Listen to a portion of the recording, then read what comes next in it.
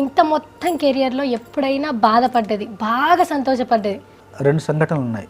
ఇప్పుడు మీరు చెప్పిన మౌనంగానే మన పాట లభించిన అరుదైన గౌరవం ఒకటి. తర్వాత రెండవది, ఒకసారి నా సెల్ ఫోన్లో ఇంతకుముందు బ్లాక్బెర్రీ సెల్ ఫోన్ ఉండేది. నేను పులి సినిమా కోసం వెళ్ళినప్పుడు ఆ బ్లాక్బెర్రీ ఫోన్లో వాల్పేపర్ మా అమ్మ నాన్నది ఉండే. అమ్మ నాన్న వాల్పేపర్ పెట్టుకుంటాను నేను ఎక్కువగా.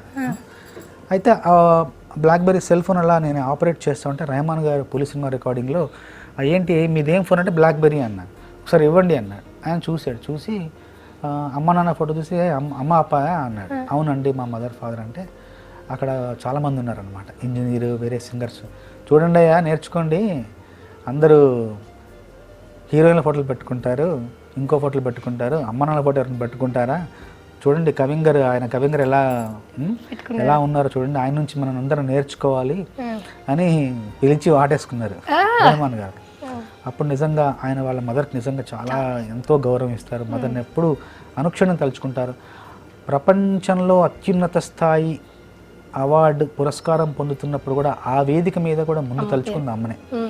అలాంటి గొప్ప వ్యక్తి నన్ను అభినందించడం, అమ్మా నాన్నల పట్ల నాకున్న అభిమానాన్ని ఆయన మెచ్చుకోవడం, కౌగిలించుకోవడం అన్నది నా జీవితంలో మర్చిపోయాను. అంటే కేవలం పాటకు సంబంధించింది కాదు, కవిగా మన వైయక్తికమైనదే మనం విశ్వవ్యాప్తం చేయాలంటారు. మనం వ్యక్తిగతంగా మనం పాటించేది, వ్యక్తిగతంగా మనం నమ్మేది, విశ్వసించేదే మనం కవిత్వంలో చెప్పాలి తప్ప మనం ఒకటి చెప్తూ కవిత్వం ఒకటి చెప్పకూడదు. అప్పుడు కవిగా బ్రతుకుతాడు కానీ మనిషిగా బ్రతకడు. బాధపడ్డ సందర్భం అంటే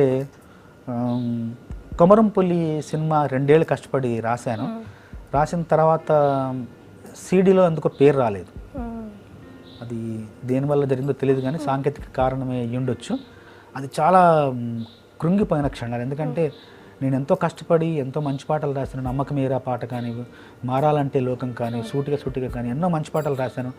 ఈ పాటలు రెహమాన్ గారికి మొట్టమొదటిసారి సింగిల్ కార్డ్ రాశాను. అలాంటి సందర్భంలో మా రచయితగా పేరు లేదే అని చెప్పేసి బాధపడ్డాను.